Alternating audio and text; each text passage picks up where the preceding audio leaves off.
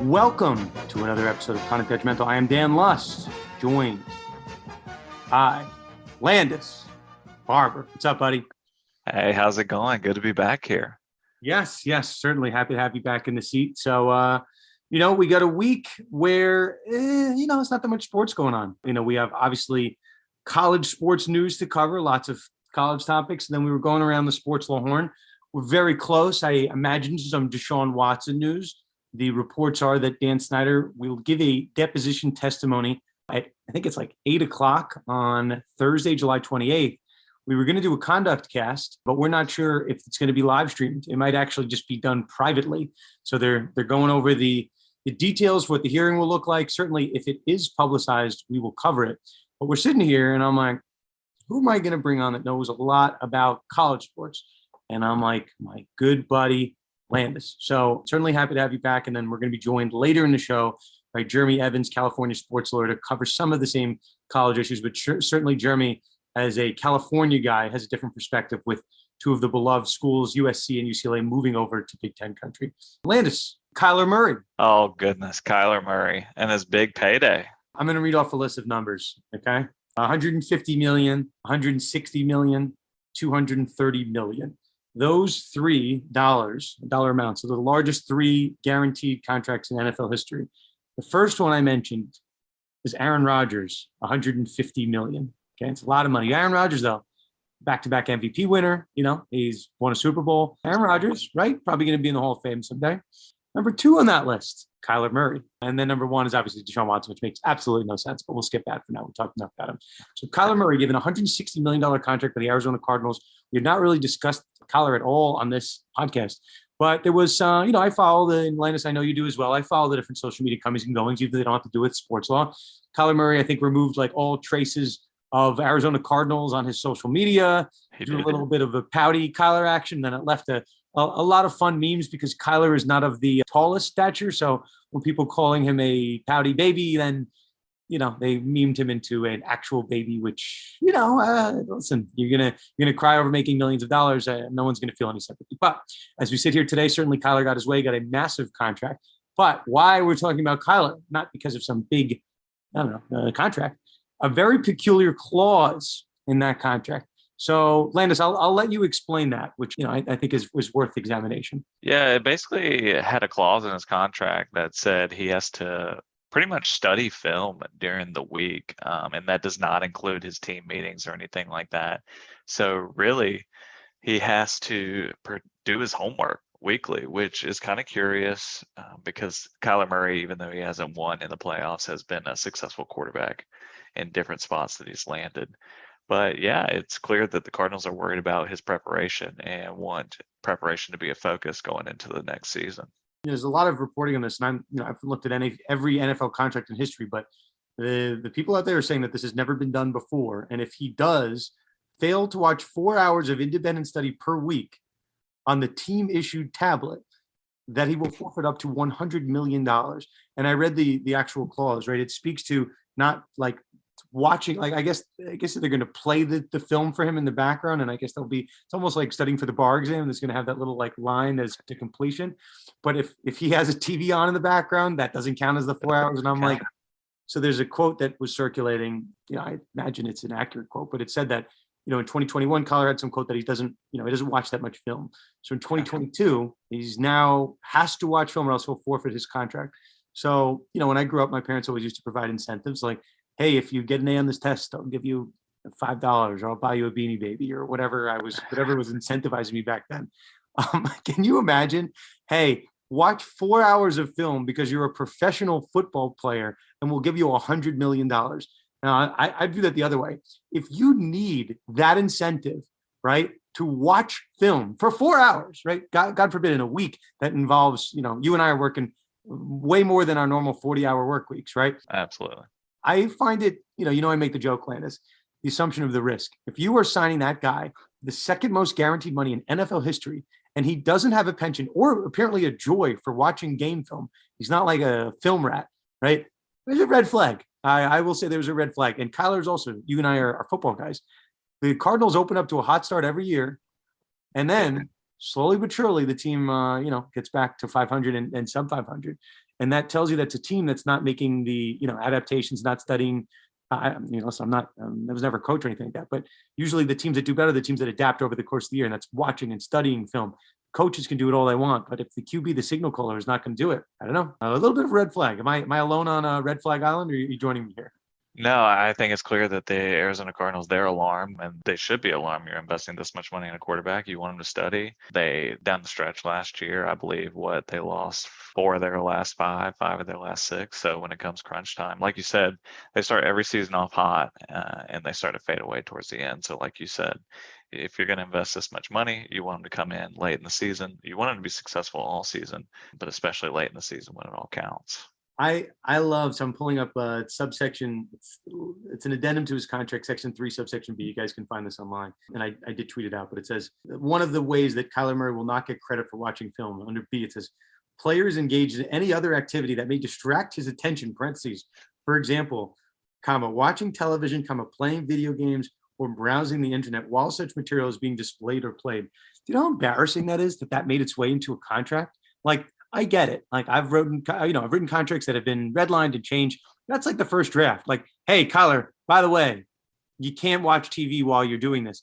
And also, like, I don't know, let's talk about this contract draft practically. How in the what would the Cardinals know if he was watching television while watching this iPad? Like, do they have like a, like surveillance on him? Like, this is just, the fact that they felt the need to write it tells you all you need to know, that Kyler's not watching film. I don't know how they monitor this, right? There's that old story with Jamarcus Russell, like that they weren't confident that Jamarcus Russell, maybe one of the biggest draft butts in NFL history, was watching game film. So to test him, they gave him a DVD. They gave him like a old school, like a DVD box. And they said, hey, Jamarcus, here's the game film for the next week. And it was like literally blank discs. And he came back and they're like, what do you think of that game film? And Jamarcus is like, oh, I loved it. It was great. I know I'm ready for the game, coach. And like that's how you figure out if someone's not watching film. I don't know how you give a guy $160 million for pouting and saying he wants to leave. He's basically telling you he's unhappy, and he's not watching film. That doesn't seem like a recipe for success. I could be wrong, but that just doesn't seem like it adds up. I'm with you. I just don't understand how they're going to monitor all this unless they're going to make him sit. Are they going to assign him a person to watch him watch film? It's almost like it's not like a seeing eye dog. They're just going to assign someone to just like watch him at all costs. I know we could talk about this for a while, but at the end of the day, like lawyers, we people wonder what we do all day. There's a lot of drafting. There's a lot of review. I'm going to blame Kyler's side for letting the language seep into the contract that makes it so obvious as to what it is. So it is what it is. But props to Kyler's agent for getting this deal done. We're talking about this list. The other agent, while we're here, we're not going to talk about the Deshaun Watson news. By the time any listens, maybe there's going to be a decision on the Watson suspension. But number one on that list, right? $150 million, Aaron Rodgers. $160 million, Kyler Murray. $230 million guaranteed to Deshaun Watson. You can call the Browns dummies. You can say Deshaun Watson doesn't deserve it. The agent that brokered that deal, Landis, we have the sports law awards that we're handing at the end of the year. They're mainly for sports law attorneys and sports law students, but like, I don't know, that guy deserves a medal to come out with $230 million for a client who might get suspended for the entirety of the season. Again, it might be some sort of suspension. Maybe it's no suspension, but the fact that these trials are still going to be ongoing until April of 2023, I have no idea how he convinced the Browns to take that. I mean, I do, Unreal.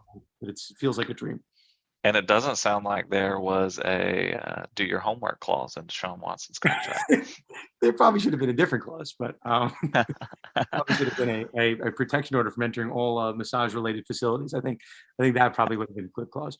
And like you and I are joking. Like, do we know if that's in the contract or not in the contract? Because it probably should have been. Yes.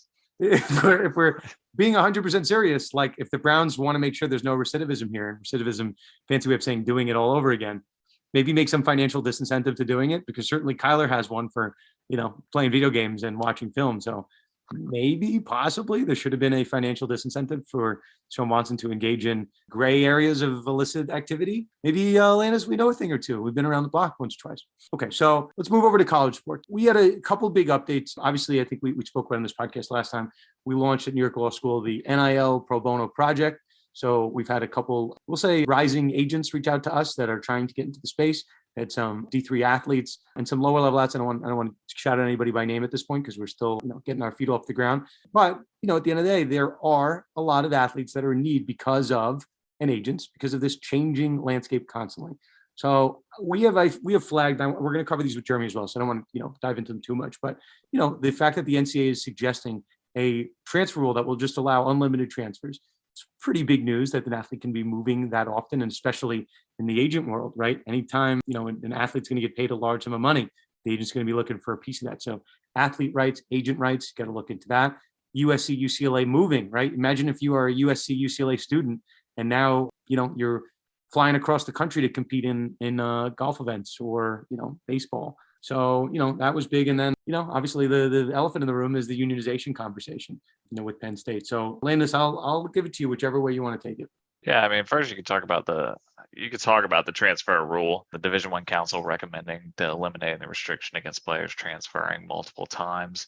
That's set to go in front of the board of directors August 3rd, which they're expected to approve that recommendation. And it certainly changes the game for athletes. Now they are very similar to students, just regular students who are allowed to transfer as many times as they want. And it just goes to show you that the Division I and the NCAA is transitioning to more and more of a business.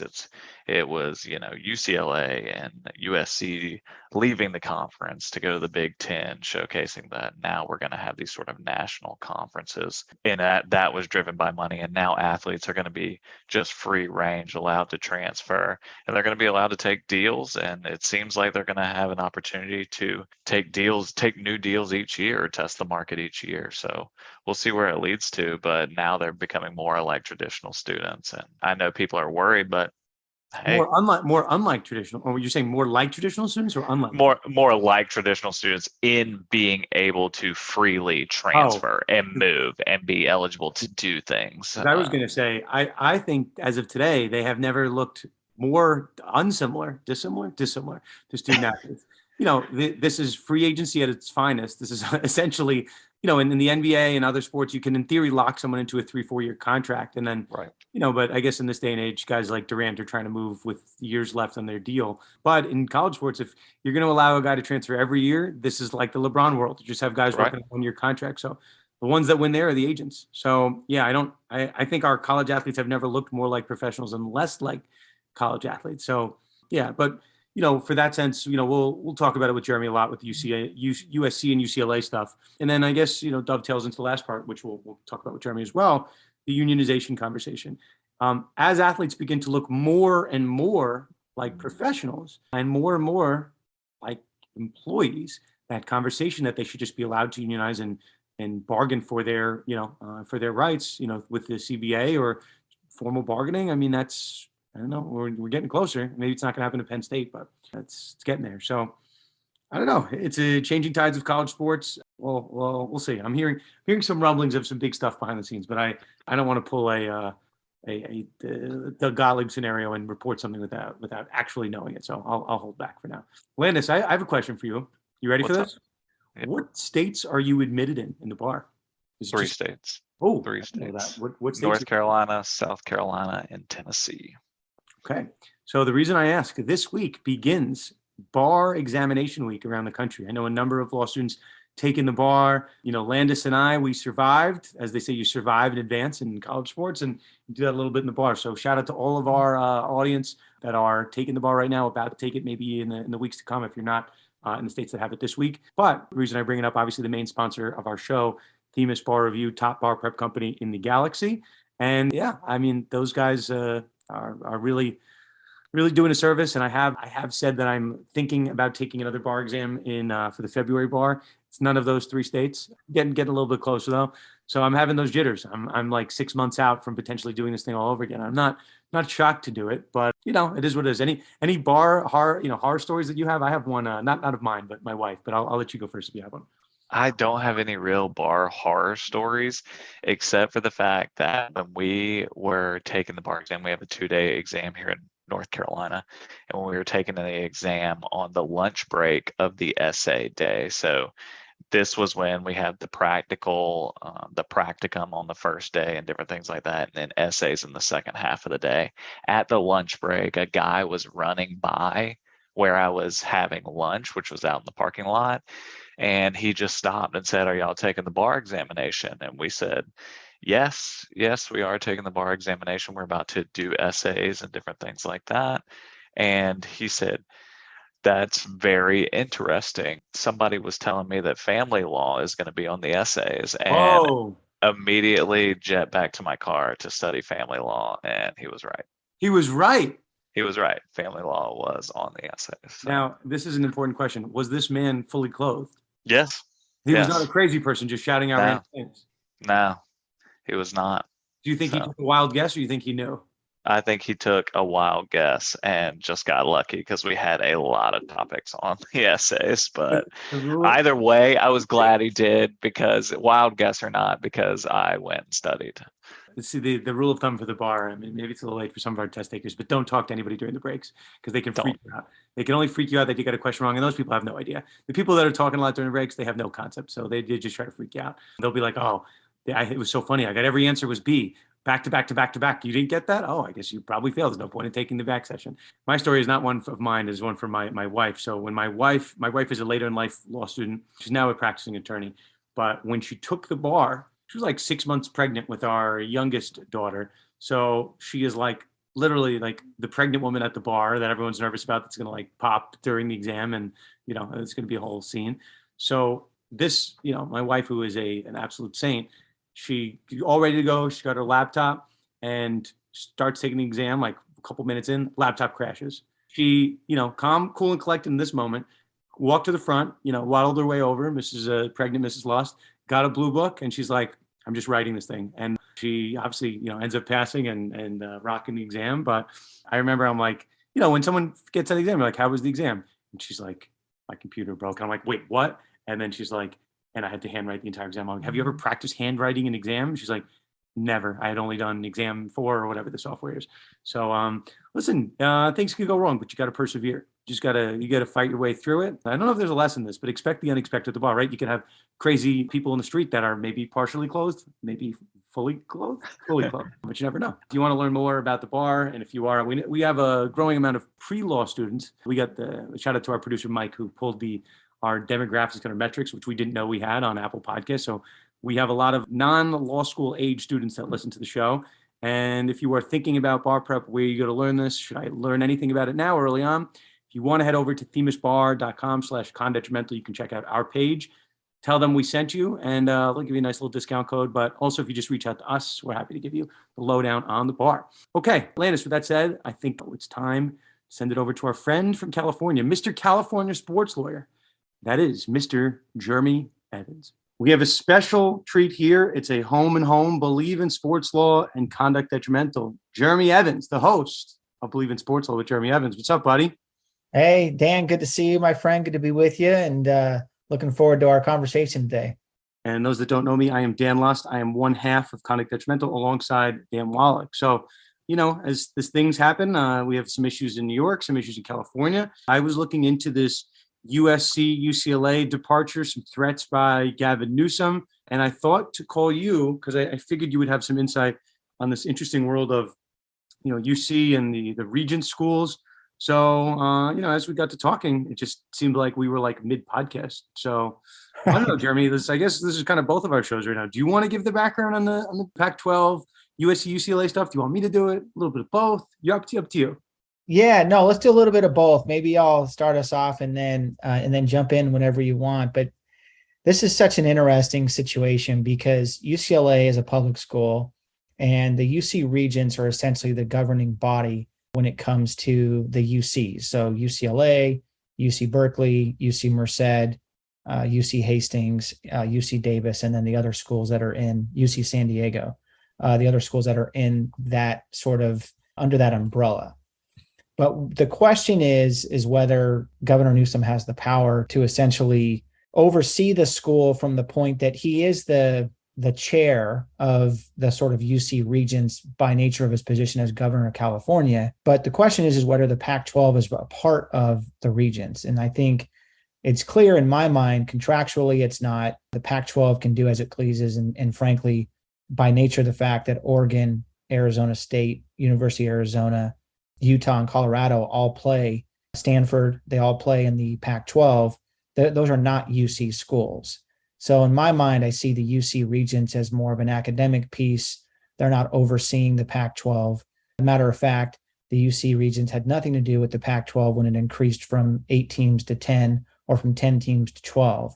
And it had nothing to do with the television negotiations or anything else. And so even a further background on this is that UCLA and USC are obviously a part of the Pac-12, one of the Power 5 conferences, and they decided to leave to the Big Ten conference to make a 16-team conference out of the Big Ten, which would put Michigan and UCLA and USC and Illinois and Indiana and Michigan State and Ohio State all in the same division, along with Penn State.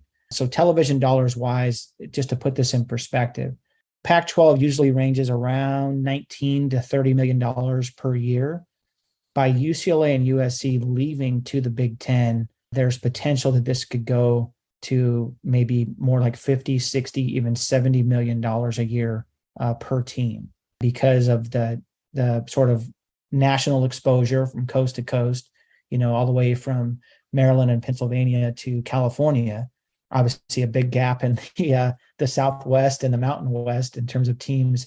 I think the closest school is USC, would be Nebraska.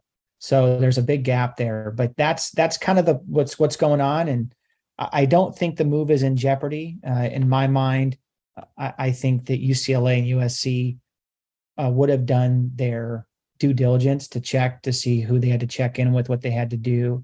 And frankly, if the UC Regents, were expecting some sort of update or some sort of notice about it, I don't necessarily blame UCLA and USC for not giving them some sort of courtesy notice because, clearly, what that would have done. It would have put this out in the press before they wanted it.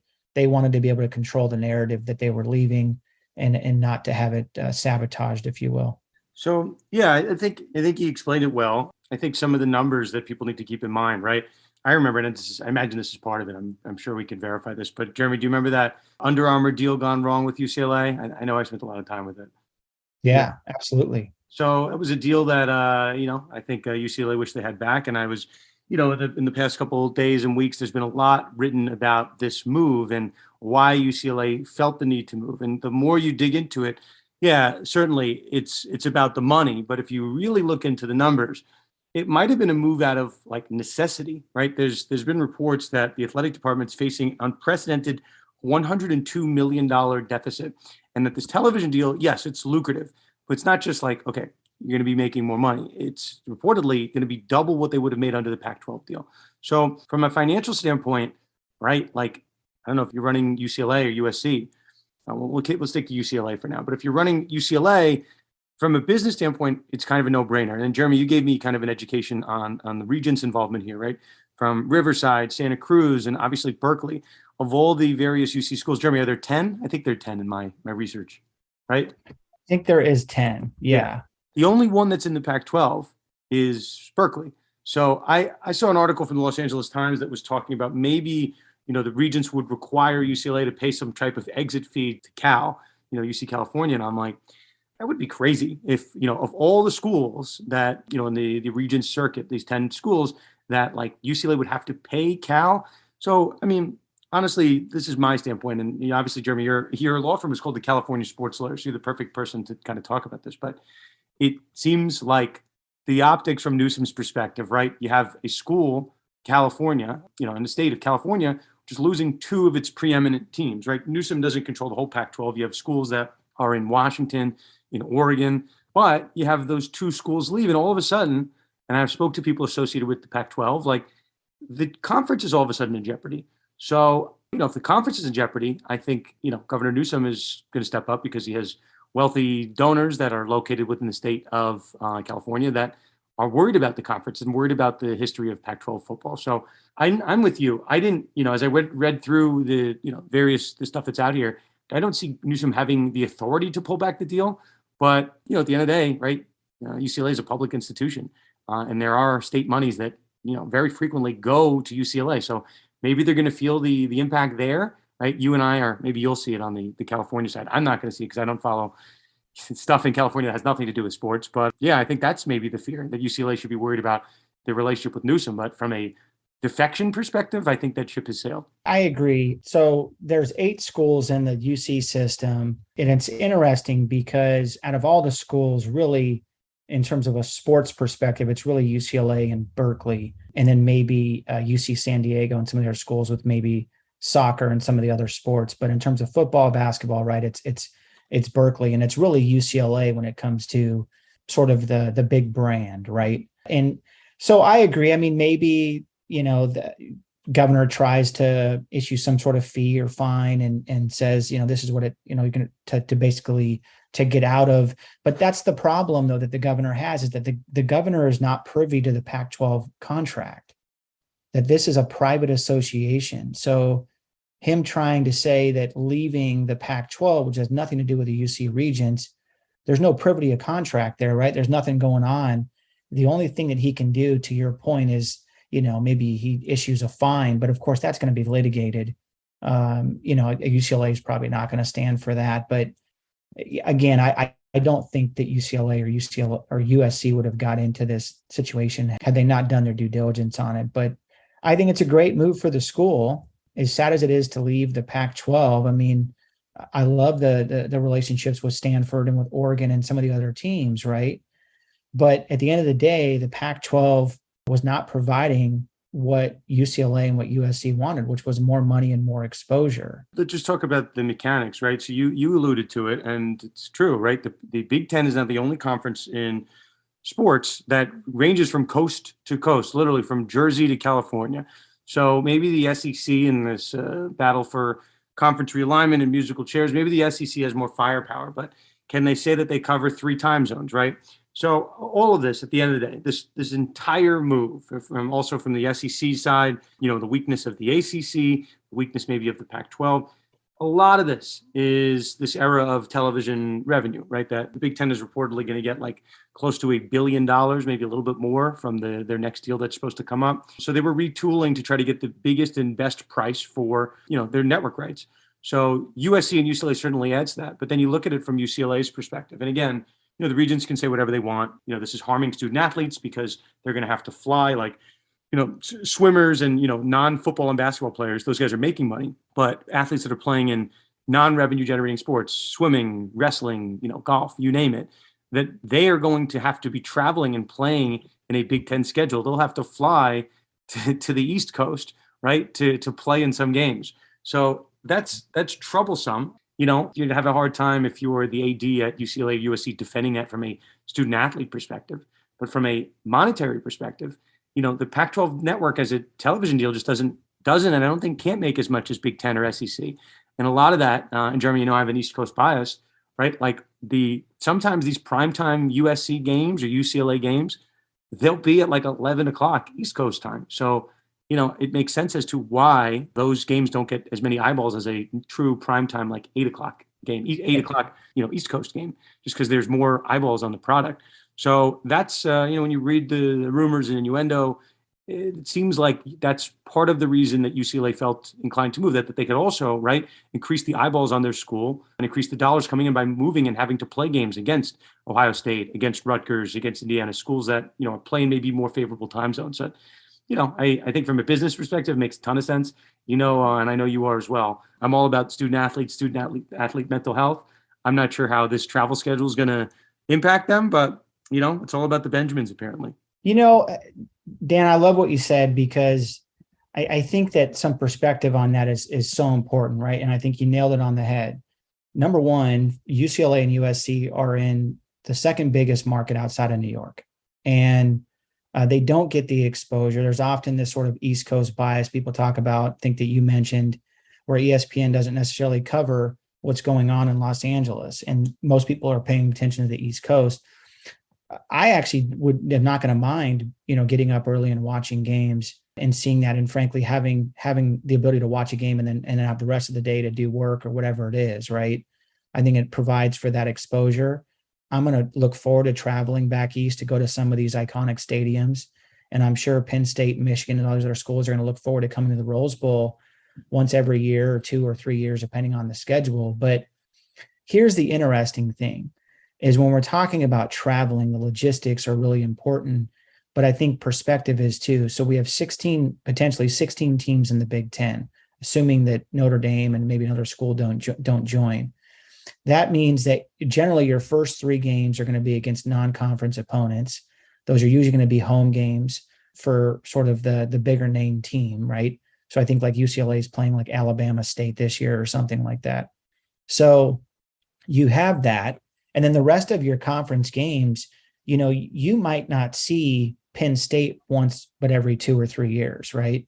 Same thing with Michigan. And then maybe you have certain games that you play every season, like you would have your UCLA USC, which that's basically a home and home game in that sense, right? Because Coliseum and Rose Bowl are so close to each other. But I don't think it's going to be that much travel in terms of maybe you're talking, you've got 12 games in a season. So 6 of those are away games. So, now obviously the basketball schedule might be a little bit different, right? That's where I think maybe some of the scheduling becomes a bigger issue, but I'm sure they thought about that before they made the move, or at least I hope they did. So. I do as well. I mean, when we were just chatting, I think the part that kind of alluding to it, UCLA seems by reports, and I don't want to get in trouble and say it's not reportedly, but there's enough reports out there that they have this big debt of $100 million and has to be solved somehow. So you can solve it, right, by getting a lot of extra money by switching conferences.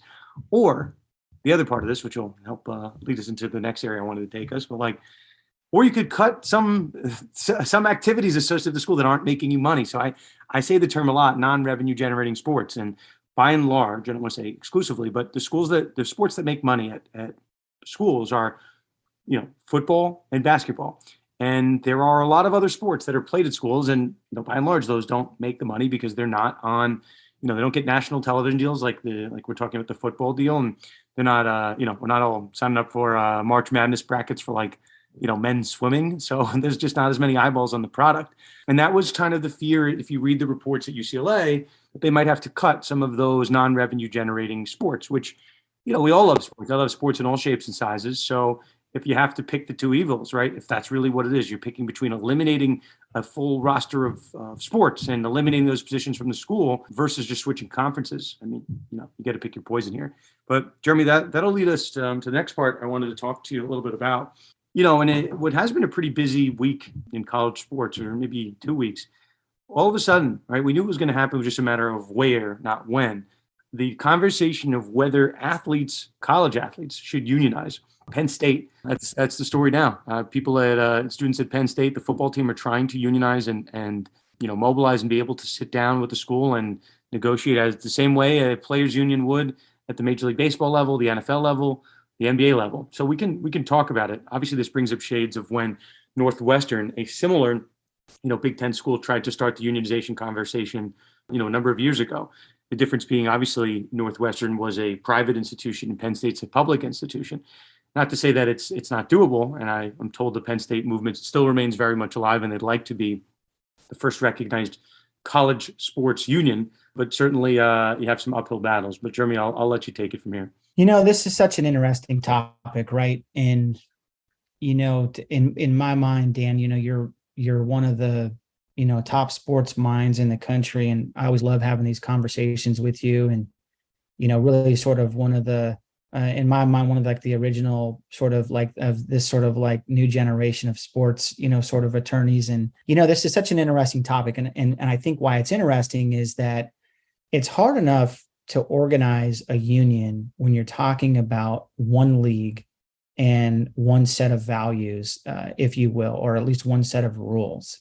So when Major League Baseball and Curt Flood and, and that whole sort of creating the players union and sort of fighting it to the Supreme Court in terms of creating players' rights and all this, that was hard enough as it was. And that was done in a time, when you still had one league. Essentially, you had Major League Baseball, you had American League and National League, but you had one entity and you had the players sort of rallying around each other. The likelihood of that happening in college sports, at least in the current space, is very, very unlikely because you're dealing with, number one, public and private schools. So automatically you have 2 different institutions, which you don't have public and private, entities in professional sports. Then you've got, different conferences. So you've got, Power Five plus all the other conferences. And then, of course, you've got students who are in completely different situations. And you're not dealing just one sport, you're dealing with all sports, unless the call would just be for one sport, which again, maybe creates another problem of the have and the have nots, right? So in my mind, I think the name, image, and likeness changes that happened across the country this time a year ago were all towards trying to alleviate that problem of quote unquote paying players and giving them an opportunity to make money off the field. But I think the union is in its current iteration is very unlikely. I think the Northwestern case in the past really showed that there's really not much of an appetite for this. And again, maybe all the players don't even agree. And you're talking about in basketball, you might be in college for 1 year, and in football, it's 3. And by comparison's sake, just in those two sports, a basketball career is going to, last an average of at least 5 years. And in football, it's going to be 3.5. So just by comparison's sake, there's not even enough time in terms of what would happen in that short period of time that you're in college. But that's just sort of my initial assessment as to sort of the college union pursuit. Those that have followed my platform, I've kind of warned about this for a while. The NIL era is and was fun because of the level of chaos it induces. I'm saying fun just because, for us, Jeremy, covering the sports law stories, NIL has been a complete animal and it's required an all hands on deck approach. But at the end of the day, there's no one that's going to come out anymore, at least as we sit here in July of 2022, that's going to say NIL is bad. It's bad for the schools. It's just, because at the end of the day, financially, the money is coming from boosters, from outside sources. The school is still making all of that revenue, still keeping 100% of that pie when it comes to the television deals and it comes to, tickets and merchandise and all this. And I have, been warning people for ever since the NIL era began. Yes, NIL is great because schools are going to support it, boosters, everybody, because they're still keeping their money. The union conversation is very different because, what's going on at Penn State, which, I'm not sure if it's going to be Penn State, it's going to be the first school to unionize, but someone will try it. A football program will do it. And I mentioned football or basketball because those are your revenue generating sports. Because right now, you can look at the books of any program in the country. They're going to generate the vast majority of their revenue, a vast majority from football and basketball. And then they're going to support those other sports through that profit. So that's, again, the same conversation that's occurring at UCLA, that potentially, right, they might have to cut Olympic sports.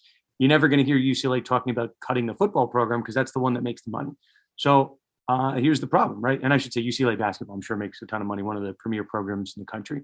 But the problem is, right, if the players are allowed to unionize and they're allowed to bargain, just as Penn State, one of our friends, one of the friends of the show, Amanda Kristovich, has a great article up on Front Office Sports. I implore everybody to check that out. But she's explaining that was one of their initiatives. The Penn State players were petitioning for a piece of the revenue pie and better medical care. When I say petitioning, it didn't really get off the ground. Some players had signed up, some players had backed out. Sean Clifford, the quarterback there, was pointing out that they should get a better piece of the revenue pie and medical care. So if they get a better piece of the revenue pie, great. It's fantastic if you're, one of the football players or a family member. But if the school loses, right, 50% in theory or 40% of that football revenue, it goes into the football players' pockets. And then the Penn State basketball players, they want to do the same thing, right? And they want to take 40% of the basketball money. The other sports, right, they have to think that those guys and gals in those other sports are all of a sudden on the chopping block. So, I point out that the NIL era was pretty universally applauded, that everyone was in support of athletes getting paid. But schools, right, they know their bottom line, right? An alumni who didn't play basketball or football, they're probably not going to be so happy with the union era. We're not there yet. It's around the corner. I'm not saying it's good or it's bad. I'm just saying if you thought the NIL was a disruptor to the world of college sports and purity, the unionization era is going to be that, but tenfold. I agree. It changes everything. I mean, I think ultimately there's already sort of, if you're looking at a progression, I think the move to large television contracts was the first thing. I think the move to sponsorship and endorsement deals by teams was the second. I think video games was probably a third, even though it wasn't necessarily that schools were involved in that, but possibly in terms of making money. And then the third or the fourth would be this sort of move to NIL. And then the fifth would probably be this idea of unionization. And then somewhere in those five different things is this sort of the NCAA's removal of its sort of power, in the sense that they relaxed the rule on being able to profit from your name, image, and likeness, number one. But that too, they also gave the Power Five conferences more autonomy, which I think has led to a lot of conference realignment, where essentially what's happening is there's some schools that are moving up the ranks, so to speak, from, sort of out of the Power Five into the Power Five. But then there's also most of the exchange has been Power Five to Power Five, meaning that, SEC taking schools from the Big 12, Pac-12 taking schools from the Big 12, other schools moving from ACC and, Big 10 and everything else. But I agree with your assessment, not saying whether it's good or bad, but it'll definitely change the system forever. The truth is, if we said it was good or bad, someone's going to yell at us. So we're better off just saying, hey, it could be good or bad. Got one more thing for you on the NCAA front. And, I was going to ask you about Kyler Murray's independent study contract, but I'll save that for our conversation offline. But, the NCAA, Jeremy, has been sitting here in the sidelines. There's a report that came out, last week. The NCAA is planning to adopt a system where players can transfer freely. It's not going to be the facade of this one-time transfer rule, that there might be a world where athletes can just come and go as they please. They could be a hired gun, so to speak, like a LeBron working on one-year contracts, right? And why is that? Why would an athlete want to do that? Because as we've seen, if an athlete says they're thinking of transferring, their school sometimes ponies up. And I don't want to say the school, but the collective or some way they find a way to get paid. And then vice versa, there is a pot of gold waiting for them on the other side of the transfer portal window. So, it's a weird world that we're in. Again, I don't know if it's good or it's bad. It's just not necessarily the world of college sports I grew up with, which is fine. Player empowerment is at an all-time high. But I don't know, the NCAA was supposed to be policing this, improper inducement language, someone offering somebody money to switch schools. Now, I've seen pretty preeminent people in the NIL space say, yes, that's not allowed. But the NCAA doesn't have a prohibition on paying a player to remain at the school. So I'm like sitting here, and I consider myself, I'm not the smartest guy in the room, but I'm a pretty savvy guy. I know what the word inducement means. Inducement can mean, you accept a certain amount of money to switch schools. But the way I would use inducement, you could induce someone to remain at a school, right? So the NCAA's prohibition on improper inducements, yeah, it's a prohibition. Congrats, the NCAA is doing nothing about it. But I just tend to think that, A, the NCAA's rules don't cover what's going on right now. And B, even if they did, the NCAA has done jack. And if people think I'm a broken record that I've kept saying this, I keep saying it in the hopes that someone associated with the NCAA will listen to the cries of myself, I'm sure yours too, Jeremy, and the people that follow the space, to say like, hey, if we're talking about problems here, right? And I don't know if they're problems, but unionization requires some heavy lifting. And Jeremy, to the point that you made earlier, right? We have unions in pro sports, but they represent the entire NBA. They represent the entire NFL, Major League Baseball. They don't represent certain teams. I remember just in our sports history books, Jeremy, do you know the whole story with the NFL quarterback club with the video games back in the day? Yes. Yeah.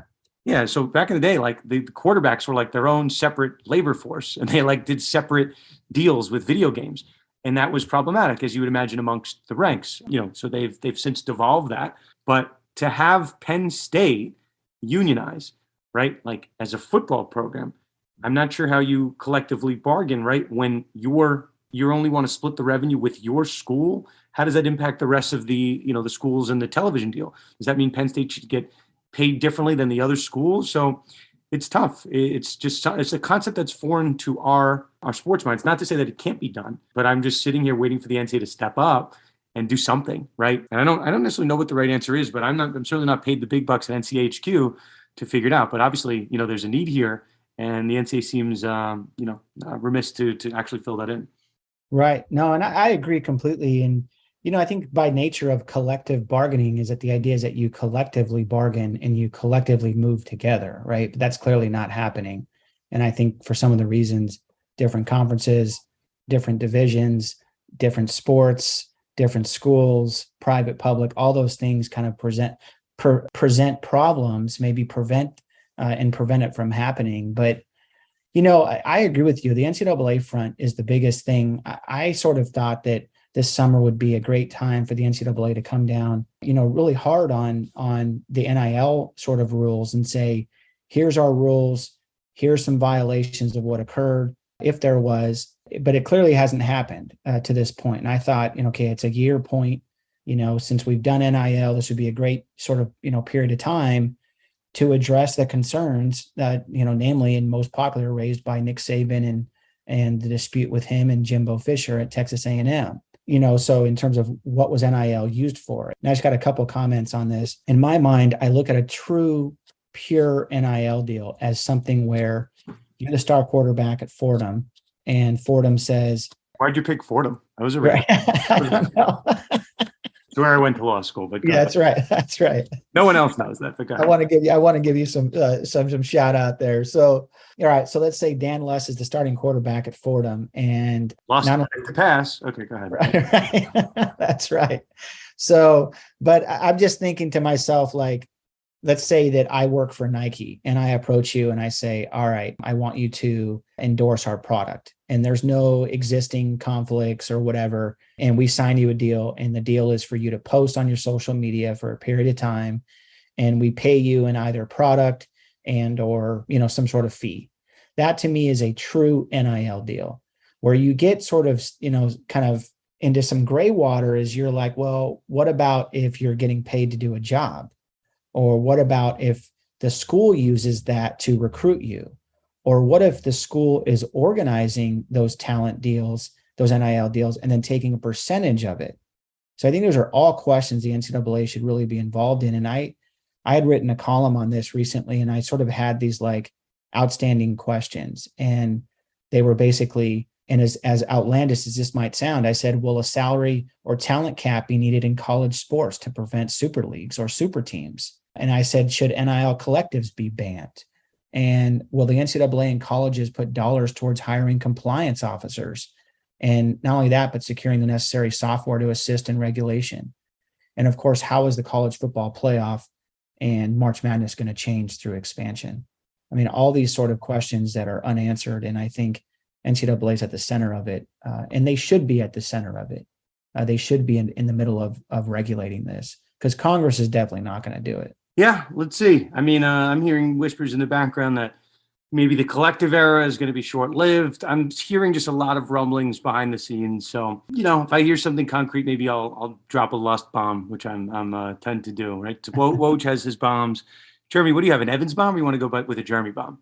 I don't know if I'm dropping. I don't know if I'm dropping too much that way, but usually you have a great way about doing that. But yeah, I don't know what I would call it though. I'm going to trademark Lust Bomb. I think I get away with that. Well, Jeremy, it was a pleasure having you on. Again, Jeremy, as your listeners know, your show obviously is Believe in Sports with Jeremy Evans. Our show, Conduct Detrimental. Yeah. So, Jeremy, always a pleasure. I'm sure we'll speak too soon. Yeah, I'm looking forward to it, my friend. Thank you. Okay. Speak to you soon. All right. So that was Jeremy Evans. You can find him on social media at Jeremy M. Evans ESQ. So yeah, I've known Jeremy for a long time. I was having a conversation with Jeremy Landis. As you know, we are launching the Sports Law Awards. So we are accepting nominations. Nominations remain open on our website. And I have the Instagram post pinned, and I have it on my LinkedIn. So we are currently accepting nominations. So we're identifying next gen award winners. Those are people that have been admitted for less than 5 years. They could be law students, or they could be lawyers that are third-year lawyers, fourth-year lawyers, fifth-year lawyers. We have a separate award for sports law trailblazers that are being given to people that have practiced for 6 years or more. Just going to both identify, trailblazers, obviously the blaze they trail in sports law, and the next gen, would be the next trailblazers at some point in time. I met Jeremy, just a quick story in networking, which I like to do from time to time. When I was at Fordham, I competed in the Tulane baseball arbitration competition as a 1L. Jeremy Evans was there as a 2L, and he was advertising that the next year they were going to run a competition at his law school, Thomas Jefferson School of Law, that was going to be called the National Sports Law Negotiation Competition. Now, this might seem like not a big deal to some of you young law students listening, because now there are plenty of sports law competitions. But back in 2010, maybe that was 2011, right around there, 2010, 2011, Tulane sports law was the only competition in town. So Jeremy created the National Sports Law Competition in San Diego, Thomas Jefferson. I hit him up the next year and I'm like, hey, listen, I'd like to do a version of this for the Fordham basketball competition. Jeremy was very giving with his blueprint and his model and how he got room space and food and how he booked judges and the format. So that was 10 years ago. And now there are, I don't know, like 10 sports law competitions around the country. And, you know, sometimes in life you pay it forward. So Jeremy paid it forward to me. I paid it forward since then. And obviously we started the soccer competition at New York Law School this year. There's the football competition at Villanova. There are sports law competitions really, around the country. So if anybody is ever looking for information on them, I'm certainly happy to provide. But why I bring the story up, Jeremy years ago was blazing a trail, whether he knew it or not, whether he just was doing something fun, he did it. So I told him he's on my short list of trailblazers for really blazing a trail and then opening up a law firm. Landis, how's this for the name of a law firm? The name of the law firm is called California Sports Lawyer. Like, can you market yourself any better? Hey, you are what you are. So might as well be the title of your firm. You are what you eat, right? So if I'm out there eating a lot of Big Macs, like I'm just a giant Big Mac. If he's out there calling himself California Sports Lawyer, bing, bang, boom. Now, Jeremy is a really, really bright guy and a friend of mine now for over a decade from some chance encounter at Tulane Sports Law. So those are the type of people we want to recognize. There are other people that have reached out on for the version of Next Gen.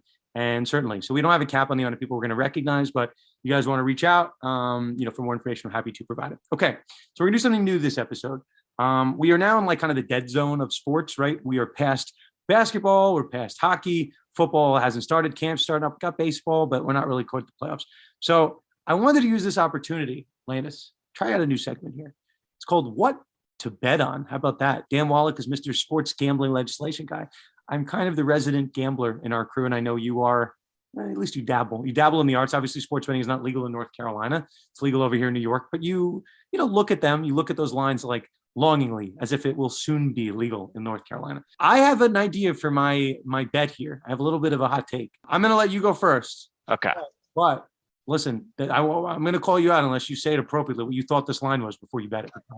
My bet and what I'm betting on this year is, as Dan corrected me and told me, the line currently for the Panthers win total is 6.5 wins. I am betting the way over on that one. So I'm not going to tell you what I thought the line was. I'm not going to remind everybody what I... The rule, whenever I'm looking at futures or I'm looking at if I'm looking at anything when I go to the horse track, I dabble in the arts of horse racing, but you want to think of what you like. Okay, I understand the horse. I understand the team really well. Here's what I think the line should be. Same thing when you try to guess the lines like Bill Simmons does with Cousin Sal. You guess the line. And if you're way off, like let's say you think the line is going to be like -10 and the line is like -3, you kind of legally obligated to bet. You have to take the -3 because you thought it was -10. You're ready to bet at -10. I go to Landis. I go, what do you think the line is for the Carolina Panthers? Your Carolina Panthers. He's like 10 wins. And I'm taking the over. And I'm like, definitely not 10 wins. So we looked at it. It's 6.5. Landis, you are legally obligated in a permissible means. Listen, I've done my research into the sports betting laws around our country. All you have to be is physically in the state that is legal in order to place a bet on. What is the closest state to you proximity-wise where betting is legal? What's the closest state? So that would be probably Virginia, I think. And how far is Virginia? How far away is Virginia? Yeah, give or take. Right now, it is probably an hour and a half away from me. That's but it. I should let you know, we can bet in person in North Carolina. There are 2 casinos or 1 casino right now in the mountains that you can go and you can bet in person. It is not closer for me to go to those places than it is for me to go to Virginia, but we can do it. And so maybe I will make a trip up there. And Landis, are you married? Do you have kids? I'm not married. I do not have kids. There is nothing holding you back from taking a little trip to the casino up there. Okay. So listen, at some point before the season starts, we got a couple weeks. You're going to have to place a bet on the over legally. We do not bet. We do not condone illegal gambling on this podcast. Okay, Landis, so your pick is the over 6.5. You feel that confident about it. Baker Mayfield, run it back, got a massive chip on his shoulder. That's your take. You ready? You ready for We that? got 3 quarterbacks. I'm ready. And now I'm ready for your team. Yeah, just a little wildcat quarterback. Just don't know who's going to throw the ball. Just put 3 in the backfield. So, okay, this is a little bit of as close as I get to a sports law gambling take. So, I'm in New York where the U.S. Open is held. I usually go to the U.S. To the tennis Open. Obviously Novak Djokovic just won Wimbledon. If anybody was watching, he had a very entertaining final against Nick Kyrgios, who I did not know before his run, and very let's say colorful guy. This Kyrgios fella. It's obviously an entertaining final. Novak is the best player in tennis right now. So there is no surprise that he is the number 1 favorite right now to win the US Open men's tennis finals. He is at least as of right now, he's either at plus 130, which is like 1.5 to 1 for our horse racing people, or he's like plus 150. He's right in that range. And the next closest guy, I think, is Danny Medvedev. If anybody's a tennis fan, he's like 2.5 to 1. So it's normal that he is the favorite because he's the best tennis player. But in the United States, as of today, as the time we record this podcast, you cannot enter the country as an unvaccinated individual without having some type of special exemption. Novak does not seem to have any of those exemptions, and the U.S. Open made a statement very publicly that they're going to adhere to the U.S. government's laws with respect to the travel into our country of unvaccinated persons. So Novak is very clear that he is not fitting the criteria of someone that's going to be allowed in our country right now. He's just not. So it's not really a political take. It's just the laws. Same thing that happened with the Australian Open. So I saw that news, and I saw the U.S. Open clarify that they're not making any exceptions for Novak. And I'm like, okay, obviously he's going to be a big dog. He's going to be a big underdog. He's going to be like 5 plus 400, 500, whatever it is. He is the favorite. So I wanted this on record. I made the take on Twitter, but I want to put it on the podcast so I can have this nice little clean cut here. You should, if you are a fan of tennis, or if you're just a fan of betting odds, my sense is that Novak will not be allowed to compete in the US Open. And all of the people behind him, the guys, be it, Nadal, you go all the way down. Some guys that are 6 to 1, 10 to 1, Alcaraz, right? Those guys are going to have their odds drop vociferously, whatever the right term is. They're going to drop a lot. So this is your time. If you want to get in on the odds, you want to get the money in before the line moves, bet anybody not named Novak, and I think you will be rewarded handsomely, except one of them wins. If a dog wins, if a really big dog wins, I'm sorry. But any favorite, like between 2 and 6, I don't think you can go wrong. And so my bet is not Novak. And I am thinking that the books, just like they messed up with the Australian Open, just don't understand that, like, New York's not changing their laws and the country's not changing the laws in the next 6 weeks. So yeah, US Open is in August. We're getting pretty close. And yeah, for some reason, the books are not moving. So either they know something we do not, or they are just going to take a bath and get hit pretty hard when a big dog comes in. Landis, you want to bet the US Open with me when you're driving up to the Virginia casino? I need to, especially with this information. This is public information. I'm staring at the odds every day. I'm like waiting for them to jump.